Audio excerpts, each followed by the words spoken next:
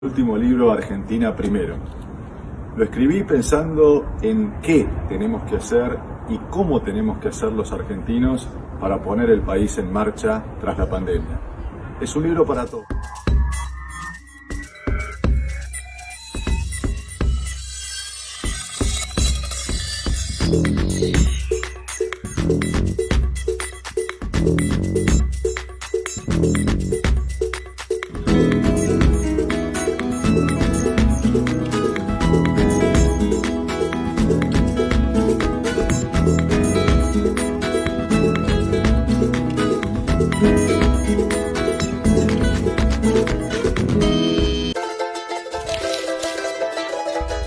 Algunos la definen como la más criolla de todas cuantas batallas se han dado en el territorio argentino. La batalla de Tucumán tiene un significado especial en la causa de la revolución, dado que frenó la avanzada realista y es el primer acto del triunfo argentino del norte. Más allá de la trascendencia que tuvo la batalla librada en Tucumán el 24 de septiembre de 1812, desde el punto de vista político, también es significativa desde el aspecto militar. Coinciden todos los cronistas y sus protagonistas que la batalla de Tucumán constituye, por las singulares peripecias de este sangriento drama, uno de los combates más difíciles de describirse. No obstante el poco número de los contendientes. Pero, ¿cómo se desarrolló el combate? ¿Y cuál fue la real importancia de esta batalla?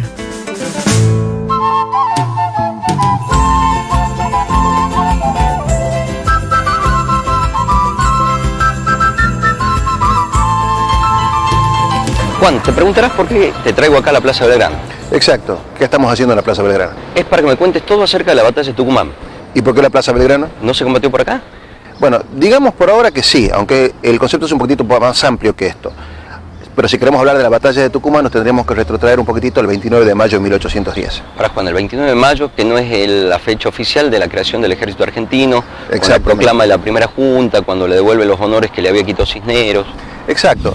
El 29 de mayo de 1810 es la fecha oficial de creación del ejército argentino. Es cuando la primera junta crea su brazo armado a los fines de asegurar el sometimiento de las demás provincias del interior a los dictados revolucionarios. Los batallones militares existentes se elevarán a regimiento con la fuerza efectiva de 1.116 plazas, reservado la Junta proveer separadamente sobre el arreglo de la caballería y artillería volante. Queda publicada de este día una rigurosa leva en que serán comprendidos todos los vagos y hombres sin ocupación desde los 18 hasta los 40 años. Volverán al servicio activo todos los rebajados que actualmente no estuvieron ejerciendo algún arte mecánico o servicio público. 29 de mayo de 1810, fecha de nacimiento del ejército argentino. Vos te acordarás también que para esa época había surgido en Córdoba un movimiento contrarrevolucionario encabezado por Santiago de Liniers y que amenazaba seriamente a la Junta. ¿Por qué? Porque, bueno, el prestigio de Liniers, la cercanía de Córdoba, la posibilidad de que no había ríos en el medio como para que pudieran separarse de Buenos Aires. Entonces, la primera Fuerza Armada que creó la Revolución de Mayo la destacó dirigiéndola hacia Córdoba.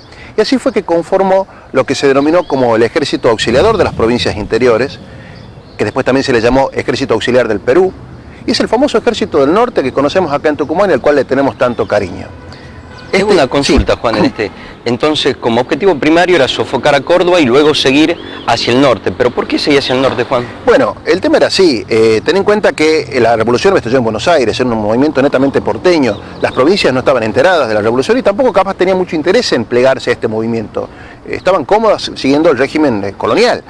Entonces, la primera junta sabía que tenía que enviar una fuerza armada a los fines de forzar la elección de diputados y representantes de las provincias del interior hacia la Junta, hacia la primera Junta, hacia el gobierno patrio. ¿Y cómo fue recibido el ejército en su viaje al norte? Bueno, en primer lugar, cuando llega a Córdoba, es conocido, digamos, de que se desarma la contrarrevolución, se capturan a los responsables de la contrarrevolución, Santiago de Liniers y sus compañeros, que después de una serie de acontecimientos son ejecutados en Cabeza de Tigre, y ya el ejército del norte, bajo el mando de Antonio González Balcarce, y bajo la conducción política de Juan José Castelli. Juan José Castelli era vocal de la primera junta y había ido como representante y máximo jefe político del Ejército del Norte, acompañándolo para asegurarse que el ejército respondiera a los dictados de la revolución de la primera junta.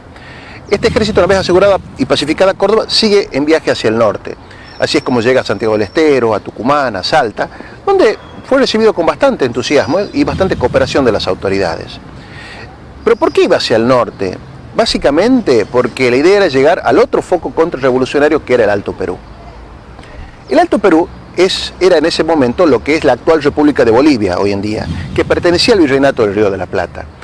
Cuando estalló la Revolución de Mayo, el virrey del Perú, fiel al rey Fernando VII, se anexó todas las provincias altoperuanas y se aseguró de que no respondieran a la Revolución de Mayo y que siguieran fieles a la causa realista. Entonces era el segundo foco contrarrevolucionario que este ejército del norte, una vez después de haber terminado con la contrarrevolución en Córdoba, tenía que enfrentar en el Alto Perú. Pero Juan, hay un hecho muy puntual que se sucede en esa época, la batalla de Suipacha. Claro, para llegar a la batalla de Suipacha tenemos que entender primeramente de que todo el Alto Perú estaba adherido a la causa realista. Cuando Juan José Castelli y el Ejército del Norte llegan a Salta, se enteran de que en forma sorpresiva una de las provincias altoperuanas, la provincia de Cochabamba, había adherido a la Revolución de Mayo. Vale decir que al revés que sus hermanas altoperuanas, había renegado de la causa del rey y había adherido a la primera junta. Era el símbolo, el signo que estaba esperando Juan José Castelli para adelantar el Ejército del Norte hacia el Alto Perú en respaldo de esta sublevación cochabambina. ¿Qué es lo que hace? Envía a Antonio González Balcarce, el jefe del Ejército del Norte, con una gran parte del ejército hacia el Alto Perú a los fines de apoyar esta revuelta cochabambina a favor de la revolución.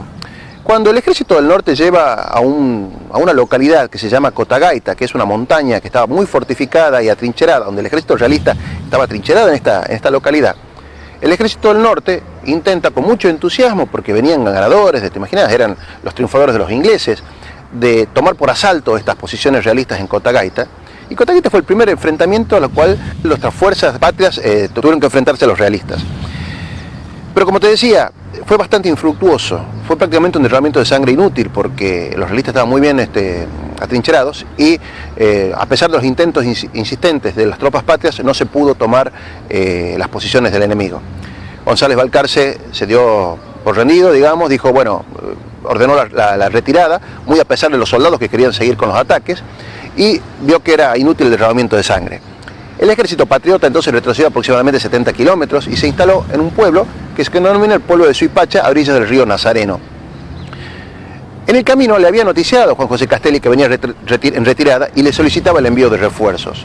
Durante la noche anterior a la batalla, Juan José Castelli le mandó refuerzos importantes de la caballería gaucha al mando de Martín Miguel de Güemes, que de esta manera hace entrada a nuestras luchas por la independencia en el norte, y artillería que hasta ese momento el ejército no tenía.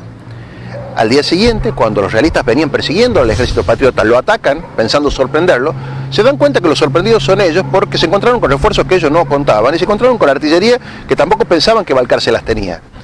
Y fruto de esto fue el triunfo de Suipacha. Es decir, fue una batalla en la cual no hubo grandes bajas, no hubo muchos prisioneros, no hubo grandes heridos, no hubo tampoco grandes muertos. El ejército realista se desbandó y prácticamente se desintegró de terror ante las fuerzas patriotas. La batalla de Suipacha fue el triunfo más categórico que pudimos haber tenido en el Alto Perú. Y el efecto que tuvo Suipacha fue demoledor. Es decir, como un efecto dominó, todas las provincias altoperuanas, una tras otra, empezaron a adherir a favor de la Revolución de Mayo y de esa manera fue como todo el Alto Perú se plegó a la causa de la primera junta. Ahora te pregunto, Juan, a vista de que lo que me cuentas, lo que significó Suipacha, el punto de vista estratégico, ya que políticamente volcamos todas las provincias del Alto Perú a favor de la revolución, estimo que el Ejército del Norte siguió avanzando hacia el Virreinato del Perú. En realidad no fue tan así, pero vení, te lo cuento por acá. Dale.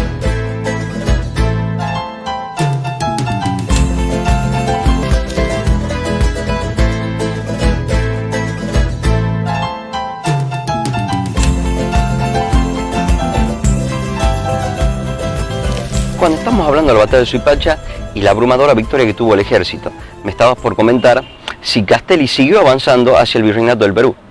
Claro, el Virreinato del Perú era el epicentro de todo el poder realista en América del Sur.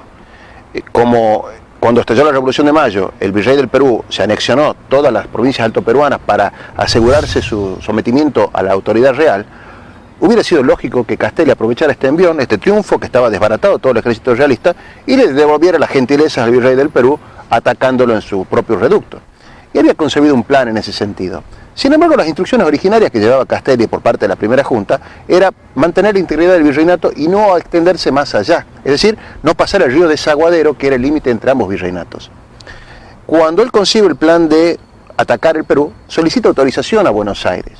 Y en Buenos Aires las cosas ya habían cambiado. La primera junta, como la conocemos hoy, ya no existía. En realidad, vos te acordás que a medida que el ejército del norte iba avanzando por las distintas localidades del interior, se aseguraba de que los distintos pueblos eligieran sus representantes y diputados y que se enviaran a la primera junta a los fines de irse incorporando al gobierno. Y así fue que ello ocurrió. Entonces, lo que quedaba de la primera junta, más estos nuevos diputados del interior, conformaron lo que se llamó en la historia como la Junta Grande. Esta Junta Grande llegó a tener más de 20 diputados. Y la Junta Grande tenía sobre todo un alto componente de representantes del interior que no estaba muy consustanciado con la Revolución, porque la Revolución de Mayo había tenido lugar en Buenos Aires, y si tal vez si hubiera sido por ellos, quizás ni les interesaba independizarse, porque estaban tranquilos en sus lugares sin ningún tipo de necesidades. Entonces, la política de la Junta Grande fue bastante conservadora en ese sentido. No, le dijeron a Castelli, no nos extendamos, que era un poco de tranquilidad, quédese ahí, preservemos lo que tengamos. Esa fue un poco la política de la Junta Grande, la cual las instrucciones le entregan a Castelli. A ver, déjame si entiendo bien. Sí. Le prohibieron a Castelli avanzar sobre el virreinato y aprovechar la victoria de Suipacha. Exactamente. Y vos sabrás entonces que este tiempo fue fatal para la causa revolucionaria, porque les dio todo el tiempo que necesitaban los realistas para rearmarse y recomponerse del desastre de Suipacha. Y eso fue lo que ocurrió. Y encima también Castelli cometió un desatino de firmar una tregua y un armisticio con José Manuel de Goyeneche.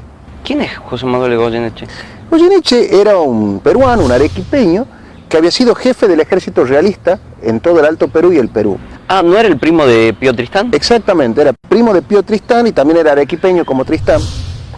Y tenía la fama de ser muy sanguinario y muy cruel, ya que había sometido con mucha sangre los levantamientos revolucionarios en el Alto Perú en 1809. Entonces no era una persona a los cuales los patriotas lo vieron con mucha simpatía, ni tampoco era muy confiable por parte de ellos.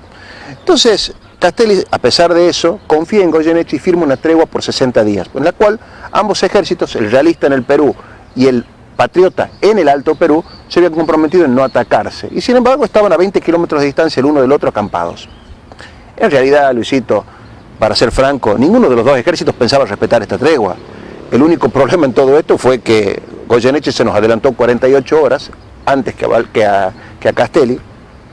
Y en una maniobra realmente militar importante y muy interesante, el 20 de junio de 1811, una noche de luna nueva, hizo marchar a todo su ejército alumbrado a la luz de las velas, caballería, artillería e infantería, hizo cruzar el río Desaguadero por el puente del Inca. El puente del Inca era una construcción muy precaria, un puente que habían hecho los antiguos indígenas en la época prehispánica, de totora y de paja. Y cruzando eso atacaron en la madrugada del 20 de junio al ejército patriota en forma sorpresiva, que no esperaba recibir este ataque por parte de los realistas, que habían marchado a marchas forzadas durante toda la noche. El resultado de Huaqui fue catastrófico. Todas las unidades altoperuanas que integraban el ejército del norte o se desbandaron, o desertaron, o se pasaron directamente al enemigo. Los indígenas, que eran los cuerpos auxiliares que integraban el ejército del norte, se retiraron sin pelear, medio que la miraron pasar y no hicieron nada. Los únicos que más o menos tuvieron un comportamiento decoroso fueron las unidades rioplatenses, el antiguo ejército del norte, el originario que me mandó la primera junta, y sobre todo la caballería cochabambina. Los patriotas cochabambinos salvaron con su última carga que el ejército fuera desintegrado totalmente.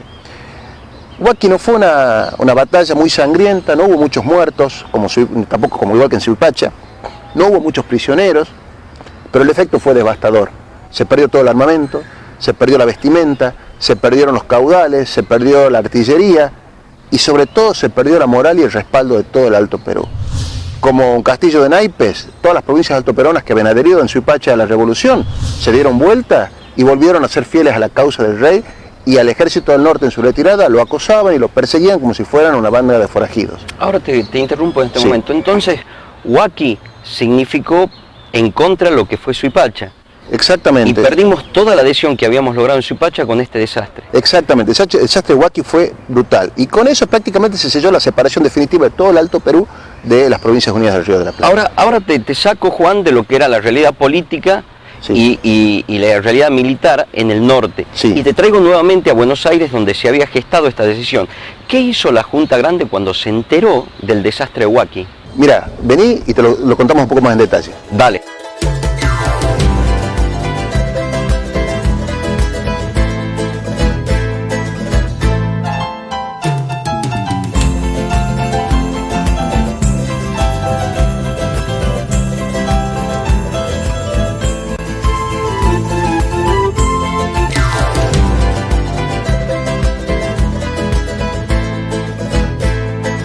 Juan, me estabas por contar qué hizo la Junta Grande cuando se enteró del desastre de Huaki. Claro, cuando la noticia de esta derrota catastrófica de Huaki llegó a Buenos Aires y estalló prácticamente como una bomba, poco por haber seguido, digamos, los dictados de la Junta Grande de quedarse allí, habíamos sufrido esta catástrofe en la cual se había perdido así todo lo que se había ganado en Suipacha. La crisis realmente fue tremenda. La oposición en toda la ciudad de Buenos Aires arreció por doquier y hubo mucho resentimiento, mucha bronca contra los diputados del interior que quizás por su política de tranquilidad, de cauta, habían conseguido quizás este resultado. La primera medida que se tomó fue Cornelio Saavedra, que hasta ese momento presidía la Junta Grande, es salir de inmediato hacia el norte a hacerse cargo de este desastre. Entonces, Cornelio Saavedra llegó a Jujuy y se hizo cargo del Ejército del Norte para ver qué se podía hacer ante esta disyuntiva, ante este desastre. Mientras tanto, en Buenos Aires había habido elecciones complementarias para elegir vocales por Buenos Aires a la Junta Grande debido a unas vacantes que habían habido. En estas elecciones había ganado casualmente la oposición a la Junta Grande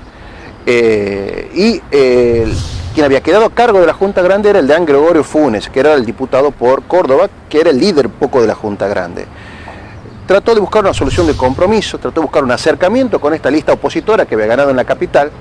Y un problema que tenía la Junta Grande y que en ese momento había hecho eclosión, era que por su elevado número de participantes, de miembros, que llegaron a ser 20, como te decía también, no se ponían de acuerdo, los debates eran eternos, nunca se resolvía nada, porque era un órgano ejecutivo, y muchas veces se la pasaban peleando todo el tiempo y las resoluciones no se tomaban. Pasó a la historia una anécdota en la cual los dos, diputados que eran sacerdotes en la Junta Grande, casualmente el Deán Gregorio Funes, y Manuel Alberti, que era un viejo sobreviviente de la primera junta, una noche tuvieron una discusión tan pero tan fuerte que el pobre padre Manuel Alberti, de regreso a su casa, se sintió tan mal, se sintió agobiado y sufrió un infarto que terminó muriéndose. Entonces, las discusiones en la junta eran así, no se llegaba a nada. Entonces el Deán Funes trató de buscar un arreglo con estos diputados recientemente electos por la capital y decidió dividir el gobierno, es decir, conformar un nuevo gobierno ejecutivo con estos tres diputados y el resto de la Junta Grande transformarlo en un organismo legislativo que sería lo que la historia conocería después como la Junta Conservadora, a los fines de controlar a este órgano ejecutivo. Y es así entonces que nació lo que después la historia conocería como el primer triunvirato, es decir, reducir la cantidad de miembros del gobierno para tomar decisiones con más ejecutividad ante esta situación apremiante. Y este triunvirato la Junta Grande se lo da a la oposición casualmente para que ellos sean los que gobiernen. Ahora te pregunto, Juan, ¿cuál fue la postura del primer triunvirato? Porque recordemos que el primer triunvirato es el que le ordena a Belgrano que guarde la bandera en las costas de Rosario cuando él estaba en defensa de la zona. Claro, la primera medida que hace el primer triunvirato es pasar algunas facturas que tenían pendientes desde hacía tiempo. Cornelio Saavedra, ¿te acordás que había ido al Ejército del Norte a hacerse cargo? Bueno, lo primero que hace el primer triunvirato es relevarlo a Saavedra, que le entregue el mando a Juan Martín de Pueyrredón, que había tenido un excelente desempeño como gobernador del Alto Perú, en Potosí, y desterrarlo. Y de esa manera Cornelio Saavedra desaparece definitivamente de la historia política argentina. El segundo, este mismo triunvirato es el que también toma la decisión de enviar a Belgrano a las barrancas del Paraná para que las fortifique contra las incursiones de la escuadrilla realista, como vimos en alguna oportunidad. Ese mismo triunvirato que, como vos bien decís, le ordena a Belgrano que arríe su bandera, que la oculte, porque no era el momento. mantiene la política de la Junta Grande en cuanto a la cautela. No había todavía ánimo de independizarse y había que mostrar apariencias de continuidad con los Borbones. O sea que el primer triunvirato sigue siendo tan conservador como la Junta que se había disuelto. Podríamos decir así. Y es el mismo triunvirato que con posterioridad le ordena a Belgrano dejar la guarnición del Paraná en Rosario y dirigirse al norte y hacerse cargo del ejército del norte. Tal es así que en marzo de 1812 Belgrano se dirige hacia el norte y recibe de manos del general Juan Martín de Pueyrredón el mando del ejército del norte en la famosa posta de Yatasto en la provincia de Salta. Ahora te hago una consulta, Juan. Me estás hablando de 1812 Sí. y nosotros partimos de Huaki en 1811. ¿Qué pasó? Porque pasó prácticamente un año desde que ganaron en Huaki los realistas y era de esperar que sigan con su avanzada. Tenés razón, es decir, la batalla de Huaki fue el 20 de junio de 1811, Belgrano se hace cargo del ejército del norte en marzo de 1812 y la pregunta del millón es ¿dónde estaban los realistas en el camino, en el medio? Bien, vos te acordarás que en la batalla de Huaki se escaparon prácticamente lo que era el ejército del norte, lograron salvarse de este desastre, y también la caballería cochabambina. El ejército del norte vino con Pueyrredón y después lo tomó Belgrano en Yatasto. Pero la caballería cochabambina no vino con el ejército del norte, sino que regresaron a su provincia en el Alto Perú. Y gracias a eso se mantuvieron fieles a la Revolución de Mayo durante bastantes meses, a pesar de que todo el Alto Perú había caído bajo las manos realistas. Y gracias a este providencial hecho de la sublevación de Cochabambina, que mantuvieron el espíritu revolucionario fieles al gobierno patrio, fue que los realistas tuvieron que entretenerse prácticamente un año en sofocar esa revuelta y gracias a eso no pudieron hacerse cargo y darle el golpe de gracia al ejército del norte al mando de Belgrano. Entonces ellos prácticamente salvaron al ejército del norte. Te hago una consulta, Sí. entonces, esa demora Sí. es lo que hace que Goyeneche no siga avanzando. Exactamente. Y una vez que pacifica la zona de Cochabamba, Goyeneche, Bueno. ¿es ahí cuando decide enviar a Pío Tristán? Veamos qué pasa con Belgrano. Belgrano toma el ejército del norte en Yatasto. Al ver que los realistas no avanzaban porque estaban entretenidos sofocando la revuelta cochabambina, avanza hacia Jujuy. Y ahí es cuando Belgrano hace pasear la bandera, donde funda la fundición de cañones en Jujuy y manda a su vanguardia para que vigile la quebrada de Humahuaca para que le avisen cuándo iba a empezar la invasión realista que se esperaba en cualquier momento. En agosto de 1812, la sublevación cochabambina estaba prácticamente terminada. José Manuel de Goyeneche decide quedarse en el Alto Perú, previendo de que hubiera algún otro tipo de sublevación por las dudas, y decide mandar a su segundo jefe, a su mayor general, a su primo, Pío Tristán, con 3.500 hombres por la quebrada de Humahuaca, para dar cuenta en forma definitiva de una buena vez de estos pocos que se le habían escapado del ejército del norte, que estaban al mando de Belgrano en la provincia de Jujuy. ¿Qué hace Belgrano cuando la avanzada del ejército argentino detecta que por Humahuaca están llegando los realistas? Bueno, ahí es cuando Belgrano emite su famosa proclama, en la cual convoca a todo el pueblo jujeño a acompañarlo en esta gran patriada, esta hermosa gesta que fue la del éxodo jujeño, allá en agosto de 1812, donde hombres, mujeres, niños, ancianos dejan todas sus posesiones en Jujuy, dejan campo arrasado al enemigo, prenden fuego a sus cosechas y con sus carretas y con muchas penurias acompañan la marcha penosa del ejército del norte en su retirada hacia el sur. Desde que puse el pie en vuestro suelo para hacerme cargo de vuestra defensa, en que se haya interesado el excelentísimo gobierno de las Provincias Unidas de la República del Río de la Plata, os he hablado con verdad. Siguiendo con ella, os manifiesto que las armas de Abascal, al mando de Goyeneche, se acercan a Suipacha, y lo peor es que son llamados por los desnaturalizados que viven entre nosotros y que no pierden arbitrios para que nuestros sagrados derechos de libertad, propiedad y seguridad sean ultrajados y volváis a la esclavitud. Llegó pues la época en que manifestéis vuestro heroísmo y de que vengáis a reuniros al ejército de mi bando, si como aseguráis queréis ser libres. 29 de julio de 1812, bando emitido por Belgrano en el que se disponía la retirada. Vos acordate que Belgrano había recibido instrucciones del primer triunvirato de no hacerle frente al enemigo y de retirarse en caso necesario hasta Córdoba, cediéndoles todo el norte para, al ejército de Pío Tristán. Entonces ya estamos en la antesala de la batalla. Estamos en la antesala de la batalla, estamos con el ejército del norte, con todos los jujeños en las puertas de Tucumán, pero para contarte bien cómo fue ya el planteo específico de la batalla de Tucumán, Acompáñame y te lo muestro. Gracias, dale.